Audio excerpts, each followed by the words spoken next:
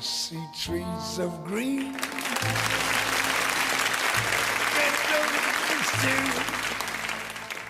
I see them blue for me and you. And I think to myself, what a wonderful world. What a wonderful world.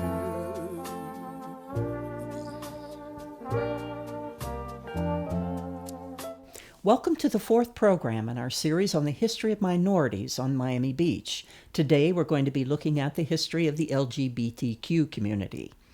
I'm Kathy Hirsch. Co-hosting with me are Jonathan Payman and Franny Gonzalez, members of the Miami Beach Youth Commission.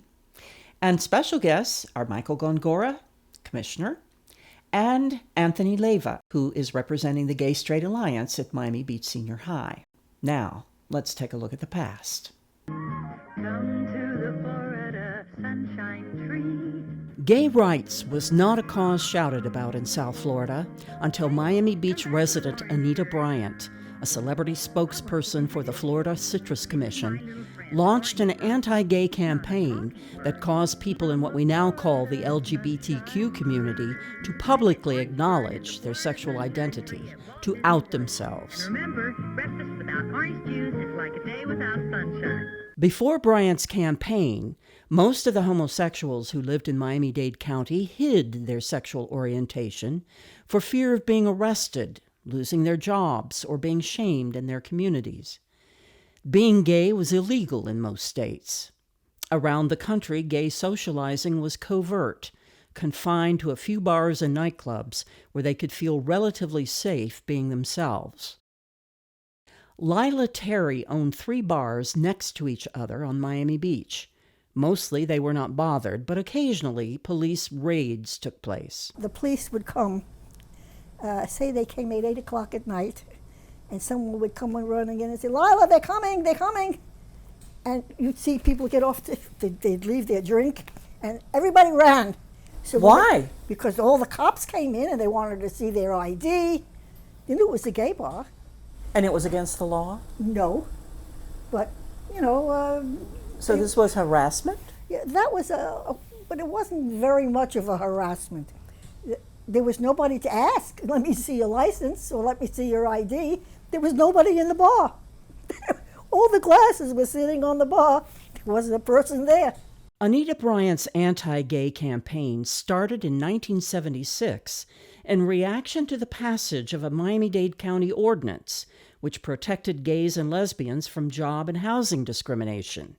Bryant's mission was to repeal the ordinance. Bryant formed a coalition of fundamentalist churches called Save Our Children, contending that homosexuals were human garbage, who recruited children to what she called a gay lifestyle, and therefore should not be allowed to be teachers. See, if homosexuals are allowed their civil rights, then so would prostitutes or thieves or anyone else. The fear of homosexuals was taught in schools. There may be some in this auditorium. There may be some here today that will be homosexual in the future. There may be some girls that'll turn lesbian. We don't know. But it's serious. Don't kid yourselves about it. They can be anywhere. They can be judges, lawyers. We ought to know we've arrested all of them. So if any one of you have let yourself become involved with an adult homosexual or with another boy, and you're doing this on a regular basis, you better stop quick. Because 1 out of 3 of you will turn queer. And if we catch you involved with a homosexual, your parents are going to know about it first. And you will be caught. Don't think you won't be caught. Because this is one thing you cannot get away with. This is one thing that if you don't get caught by us, you'll be caught by yourself. And the rest of your life will be a living hell. Save Our Children was the first organized opposition to the nascent gay rights movement, which formed after the infamous Stonewall Inn riot in New York City in 1969. The 3-day standoff between gays and the New York City police drew crowds of supportive gay people and is considered a historic moment in the gay rights movement. In 2000, the Stonewall Inn became a national historic landmark. Also living on Miami Beach was Bob Kunst, one of the few out gay men in South Florida who went head-to-head with Bryant. I feel very strongly that what we're faced with today is something that is being camouflaged under Christian faith, Christian love, that is one of the most vicious hate campaigns this country has ever seen. Bryant's campaign gained momentum. In 1977, just 1 year after its passage, the Gay Rights Ordinance was repealed by the Miami-Dade County Commission. The repeal and the uproar that followed attracted national attention. Miami became ground zero in the battle for gay rights in America. Gay activists nationwide called for a boycott of orange juice. Gay bars across America refused to serve mixed drinks using orange juice. The boycott was taken up by sympathetic human rights activists. It began to hurt orange juice sales, and the Florida Citrus Commission took notice. More than the boycott's effects, however, was the increasingly shrill and militant tone of Bryant and her supporters. She gave us every access to world media. We had over 50,000 news clippings. This is the turning point where gay became a household word, and we opened up the entire debate on human sexuality. In 1978, San Francisco's gay mayor, Harvey Milk, was assassinated in his office. The national attention further galvanized gays across the nation. The seriousness of homophobia was beyond question. Meanwhile, Bryant's campaign grew more shrill. Joining her was Reverend Jerry Falwell, a well-known leader of the religious right. Somebody had to lead the battle. Somebody had to raise up the banner. Because I want to tell you, we're dealing with a vile, a vicious, and a vulgar gang. They kill you as quick as look at you. If you don't think that, you don't know the enemy. As more gays came out to protest, people realized that there were many more LGBTQ folks around than they had been aware of, and some of them were people they knew. Gay activists insisted they were not demanding special treatment, just equal treatment. Their cause began to sound reasonable compared to the hateful rhetoric of the Bryant contingent. Many Hollywood celebrities were outspoken in their support of gay rights. Popular comedians like Johnny Carson, the only show on television with the Anita Bryant seal of approval, and Carol Burnett, I just love Queen. started lampooning Bryant's tirades. She became the brunt of many jokes making the comedy circuits and was the subject of national talk shows. The Stonewall Tavern is the Greenwich Village home of the birth of the modern gay rights movement. The cops came in again to bust the gay patrons patronizing a gay bar, and the gays fought back. And it became the symbol of the movement, which continues to this day. And it was probably 6-7 years after that Anita Bryant said out loud that gayness is a sin, that gay people can't go to heaven, all the stuff. And gay people who never thought about coming out of the closet came out big time. And Anita Bryant lost her contract with the Florida orange citrus growers. It really was quite damaging to her career and did bespeak the power that the gay rights movement had taken to itself. Wow, some pretty heavy stuff there. What did you think about the speech that was given to the high school student audience? Franny, how did you react to that? It's absolutely disturbing. I mean, such young, malleable minds being told such heinous thoughts, just filling their heads with bigotry. It's really terrible to see, especially knowing that some of those people are still alive and may still have those thoughts and ideals ingrained in their head, and maybe treating others in a very malicious way due to that. Jonathan, what if you had been sitting in that audience? Would you have been nervous? I don't even know how I would react if I were there. I mean, I just agree with Francesca. It's just disturbing to think like how recently stuff like that was. just the extent to which they were spreading these anti-gay beliefs and rhetoric to even children. Anthony, what's your reaction? I found it appalling, quite frankly. If I was sitting in that audience, I would be scared for my own life. Like, I feel like I would have to live with like this big secret, and I couldn't tell anybody for like the fear of just being caught. So I couldn't even put it to words. Had any of you realized how very central Miami was to the whole gay rights movement and the struggle before seeing this? I previously had not, to be completely honest with you, but now we're just such a flourishing city full of pride. It's hard to imagine what we once were and what we have done to advance, the station of the LGBTQR plus community. It's interesting because people we interviewed for this program said there was no gay community essentially until Anita Bryant came along, because everyone was in the closet. And that Bob Kunst was one of the few people who wasn't, so he became the counter voice in this whole debate. It's amazing to see how hatred can be used as a tool of expression to create something beautiful. I also wanted to add on to what Franny was saying. Hatred and fear. Using fear as a motive to just push your own agenda is, quite frankly, just a very scary thought. And it's sometimes still used today.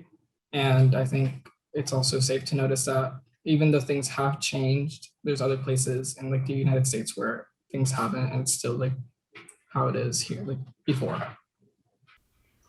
Okay, well, let's roll again and see what happened afterwards.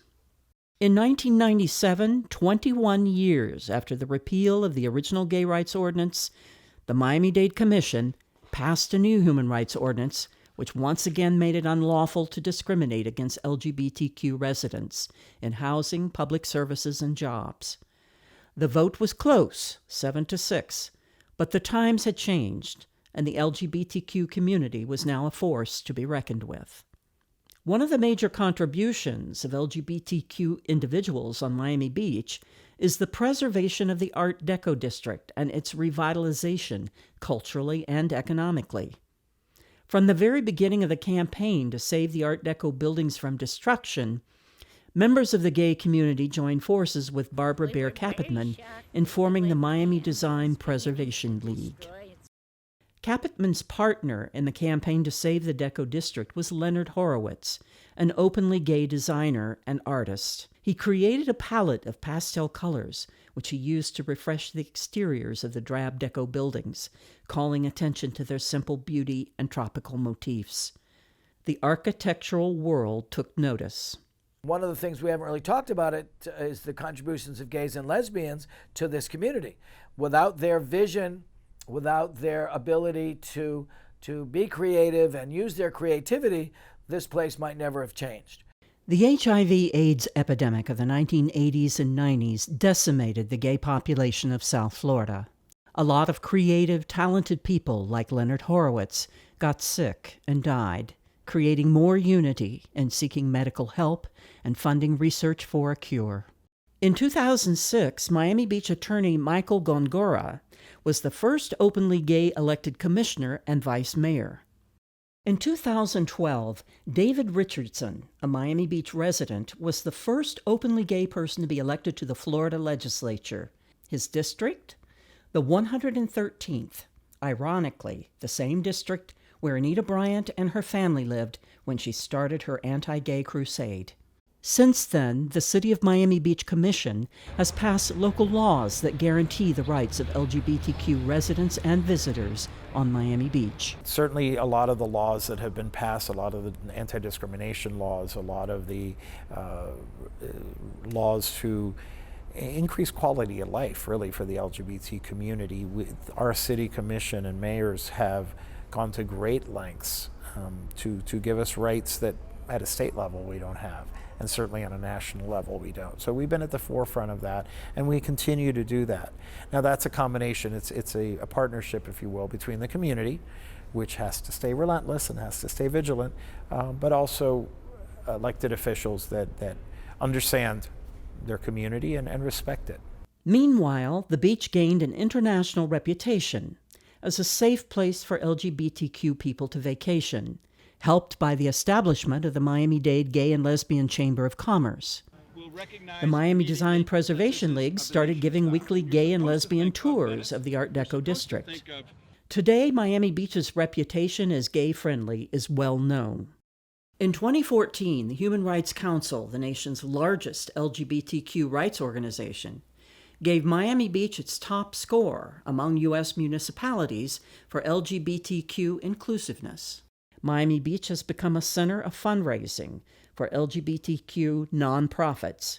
Miami Beach Pride, the Winter Party, the White Party, and the Outshine Film Festival are well attended by residents and out-of-town visitors. It's living in harmony with other people.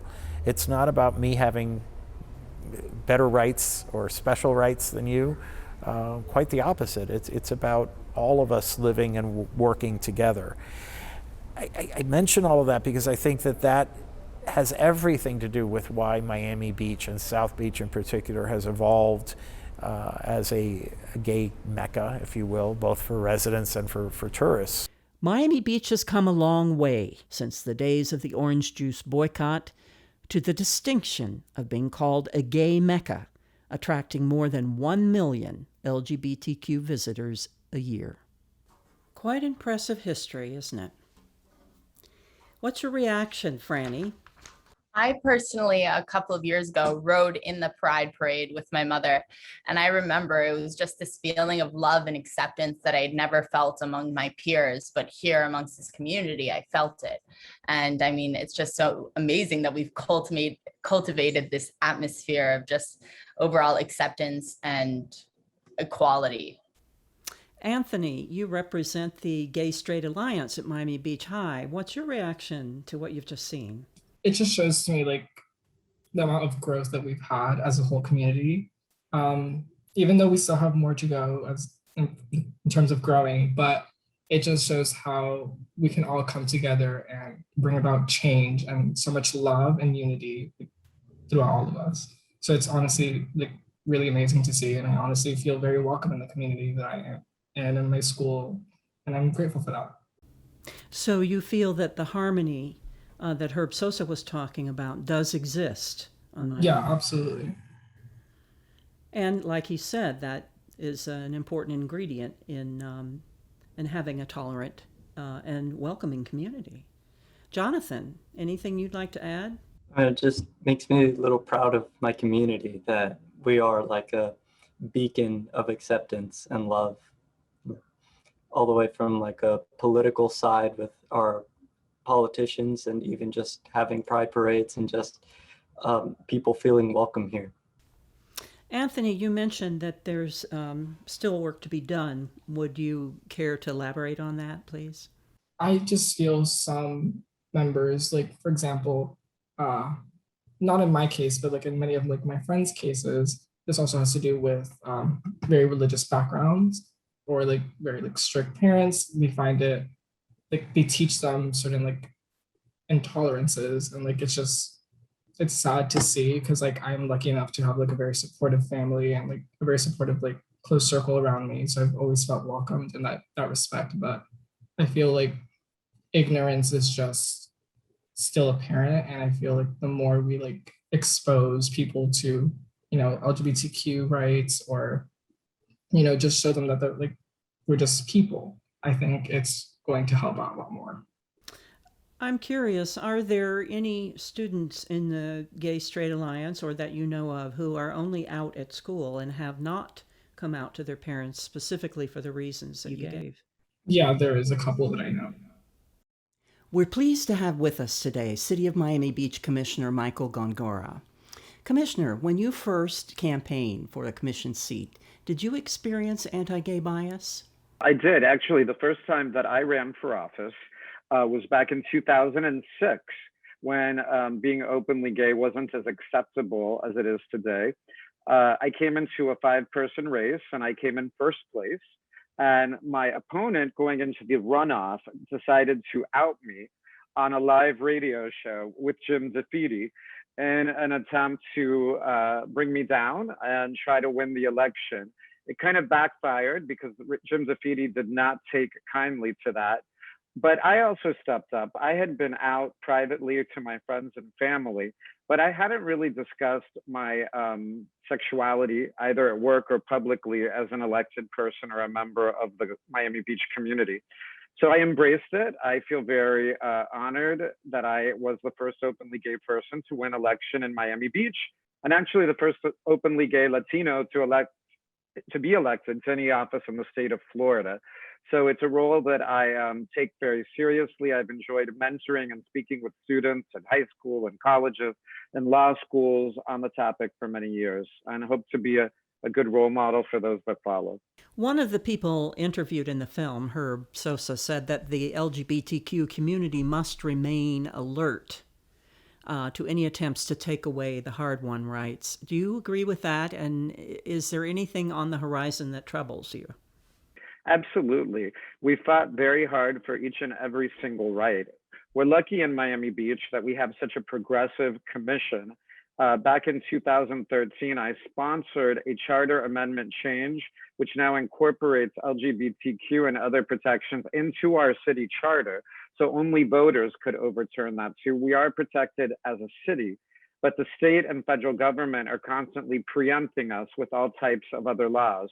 And we've had to fight for the right to be married at the US Supreme Court. Of course, we won those decisions first locally, but it got codified in the famous Supreme Court ruling. And we've had to fight for all the other protections that we have. There still is no state or federal protection for LGBTQ people in housing and in employment. So it's lucky that we have those local protections. I read that President Biden recently overturned the previous administration's block of healthcare for members of the transgendered community. So we have to constantly be vigilant because you don't know who's going to be elected in Tallahassee in the governor's mansion or who the president is going to be. As a city, I take great pride in the number of resolutions we do to our state and federal governments to ensure that all people, including the LGBTQ community, are protected in Miami Beach. What role do you see for the students, particularly the Gay Straight Alliance clubs in schools, in helping sustain the rights that have been acquired so far? The children obviously are our future, and the students of today are the leaders of tomorrow. So I applaud your work and your efforts in all of these clubs. When I was growing up in the 1980s, my high school didn't have any type of organization. People typically hid their sexuality. I did back in high school. I didn't feel comfortable in the school that I went to and the community that I grew up in being out. So I think it's wonderful how liberating and free that people can be who they really are. I think it's wonderful that there are so many allies that are willing to be part of the gay, lesbian, straight clubs at the schools. And I really think that, you know, the youth today, you guys really get it right. Everybody kind of blends together. There's not this kind of differentiation into different groups. Even when I first came out, everybody was either at a gay club or a straight club. And then in the gay club, not necessarily the gays and lesbians didn't necessarily mix in the same club either. So I think what we see today is a blending of everybody, as everybody has obtained equal rights to marriage, equal rights to live and enjoy your life, equal rights to be who you are and love who you love. I think that all communities come together in such a blended manner. So I look forward to those of you in high school and watching this as you continue to grow to help change further these laws. You have the right mindset.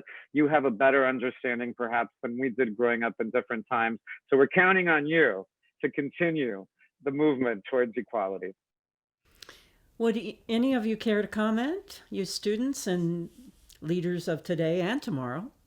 I was just thinking how much I love Michael. I've known him for quite some time now, and the things that he has done for the city of Miami Beach and will continue to do. And Anthony, would you comment on the Gay Straight Alliance and what role it might play? Before COVID, we had like a more active role in school. We made sure that we celebrated visibility days, like trans visibility days, pronoun visibility days, and stuff like that, just to get like everyone on the same page and just like slowly introduce these ideas to students who might not be aware of it. However, due to COVID, it's been kind of hard. We've tried to keep a social media presence, but it hasn't really been working that well. So I'm hoping as this new school year comes around, since it is physical, we are able to jump back in, have a more united front, and tackle on the challenges that some students may face in coming out or just feeling comfortable with themselves. Is there anything in the history of the program that you found surprising? Some things that I hear about the past and some horrible actions that were taken don't surprise me anymore, but hopefully they'll surprise the kids of future generations. Hopefully they're so used to an equitable society that this will take them completely off guard.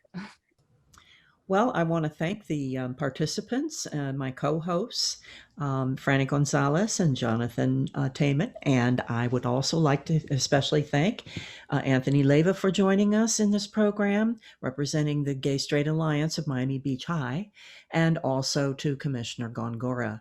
Very, very interesting program, and we hope that you'll join us for the next one. Jonathan. Our next and final session will be on June 3rd at 4 p.m. and we'll be reflecting on what we've learned together. So hope I see everybody there on June 3rd. Thank you, everyone. Yes, I think to myself,